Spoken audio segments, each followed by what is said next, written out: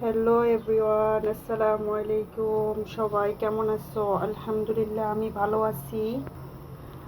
আজকে আমি নিয়ে এসেছি তোমাদের কাছে রুই মাছের একটা নতুন রেসিপি।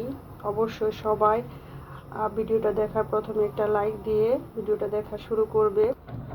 আর এখানে আমি নিয়েছি একটা টমেটো কেটে, কয়েকটা কাঁচামরিচ একটু মুখটা ফাটিয়ে, এই দেখুন। আর এখানে নিয়েছি কিছু ধনিয়া পাতা, আর নিয়েছি 3-4টা পেঁয়াজ কুচি করে। আর এখানে আমি ছোট সাইজের একটা টমেটো পেস্ট করে নিয়েছি। আর এখানে নিয়েছি কিছু কাঁচা বাদাম শিলপাটায় বেটে পেস্ট করে নিয়েছি। আর এখানে নিয়েছি প্রায় 1.5 টেবিল চামচ রসুন পেস্ট করে। এখন আমি রান্নার প্রসেসিংয়ে চলে যাব, তাই আমি চুলাতে বসিয়ে দিলাম একটা প্যানটা গরম হয়ে আসার পর আমি দিয়ে দিব তেল।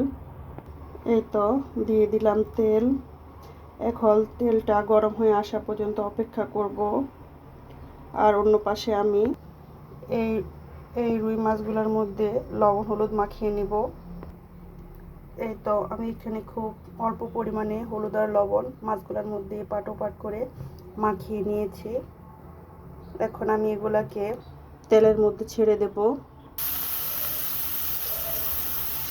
এখন আমি সবগুলা মাছ ভালো করে তেলের মধ্যে লাল লাল করে ভেজে নেব।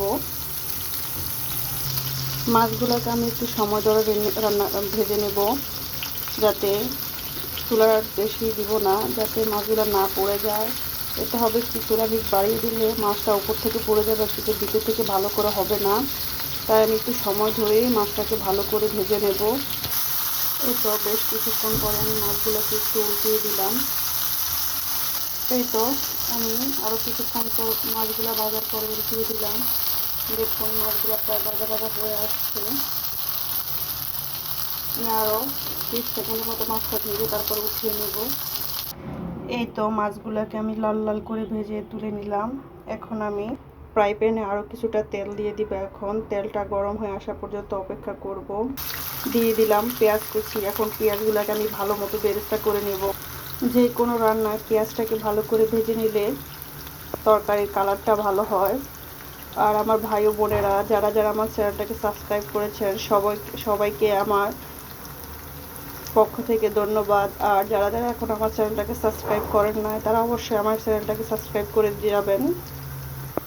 এই তো আমার পেঁয়াজটা প্রায় ভাজা ভাজা হয়ে গেছে, আর পেঁয়াজের কালারও হয়ে আসছে। এখন আমি এই পর্যায়ে দিয়ে দিলাম রসুন বাটা। এখন এটাকে ভালো করে নেড়ে ছেড়ে মিক্সড করে নেব। এখন আমি ভালো করে পেঁয়াজ আর রসুনটাকে ভেজে নেব, যাতে রসুনের কাঁচা গন্ধটা চলে যায়। ভাজা শেষ হয়ে আসার পরে আমি দিয়ে দিব টমেটো পেস্ট।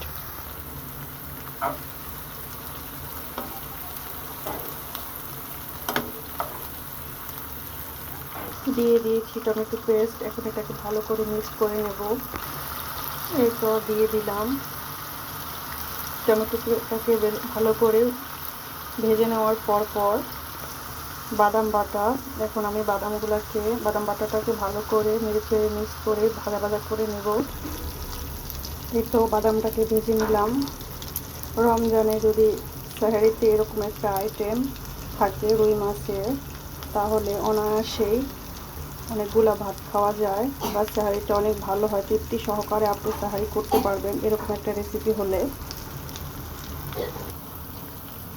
আমি এখানে বেশ কিছুক্ষণ সময় ধরে সবগুলো জিনিসকে ভালো করে ভাজা ভাজা করে নিয়েছি, যাতে কোনো কিছুরই কাঁচা গন্ধ না থাকে।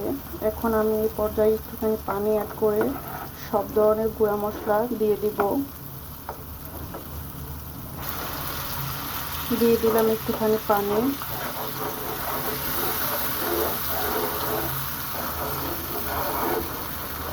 এখানে আমি দিয়ে দিলাম 1/2 চা চামচ হলুদের গুঁড়া, 1 চা চামচ মরিচের গুঁড়া, 1/2 চা চামচ জিরার গুঁড়া, আর 1 চামচ লবণ। থাকলে আপনাদের বাসায় আপনারা ধনিয়ার গুঁড়াটাও এখানে ইউজ করতে পারেন। এখন আমি এটাকে ভালো মতো কষিয়ে নেব। এ পর্যায়ে চুলার হিটটা একটু লো ফ্লেমে রাখবেন, না হয় মশলাগুলো পুড়ে যেতে পারে। আর মশলাটা পুড়ে গেলে যে কোনো রান্নার টেস্ট নষ্ট হয়ে যায়। তাই আমি লো ফ্লেমে রেখে মশলাটাকে ভালো করে ভেজে নেব বেশ কিছুক্ষণ ধরে সময় নিয়ে।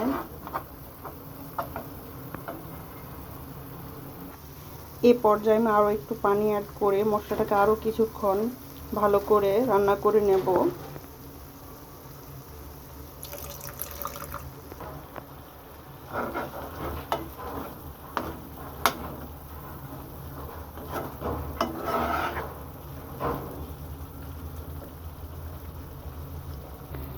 যেহেতু আমি এখানে কাঁচা বাদাম ইউজ করেছি, তাই অবশ্যই মশলাটা ভাজার সময় খেয়াল রাখতে হবে যাতে কাঁচা বাদামের এই গন্ধটা না থাকে।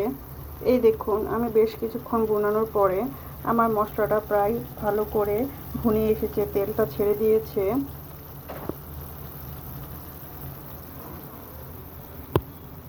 এই পর্যায়ে আমি দিয়ে দিলাম ভেজে রাখা মাছগুলা। এখন আমি এগুলাকে নেড়ে ছেড়ে ভালো করে মিক্সড করে নেব। আমি মাছগুলাকে বেশ কিছুক্ষণ ধরে ভুনিয়ে নেব।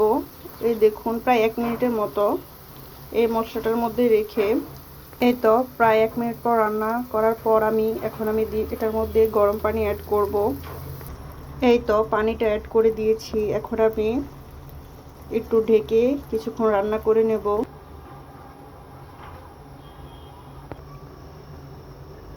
ঢাকনাটা তুলে আমি এখন তরকারিটা দেখে নেব। আর এখন এই পর্যায়ে আমি দিয়ে দিব ফালি করে রাখা টমেটোগুলা দিয়ে দিয়েছি। এখন আমি বেশ কিছুক্ষণ ধরে রান্না করে নেব।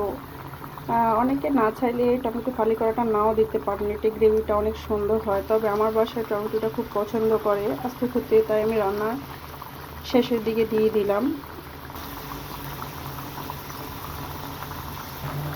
দিয়ে দিলাম 4-5টা কাঁচামরিচ। এখন আমি এটাকে ঢেকে বেশ কিছুক্ষণ রান্না করে নেব, প্রায় 5 থেকে 6 মিনিটের মতো। এই তো আমি রান্না করে নেব। চুলার হিটটা একটু কম হিটে লো আছে রাখবো।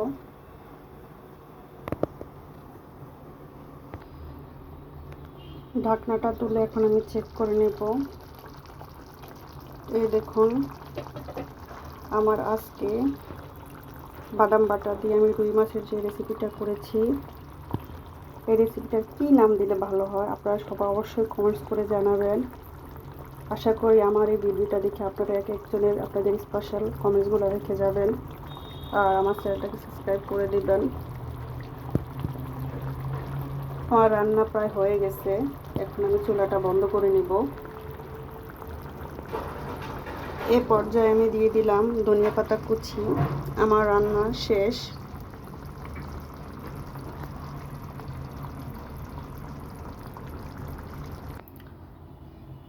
এই তো আমার রান্না করা শেষ, এখন পরিবেশনের পালা। অবশ্যই সবাই কমেন্টস করে জানাবেন কেমন হয়েছে। এভাবে রুই মাছ রান্না করলে এটার গ্রেভি দিয়েই অনেকগুলা খাওয়া যায় ভাত।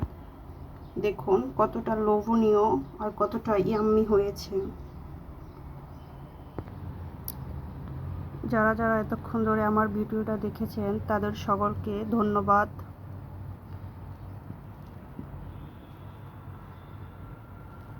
অবশ্যই সবাই সুস্থ থাকবেন, ভালো থাকবেন আর আমার জন্য দোয়া করবেন।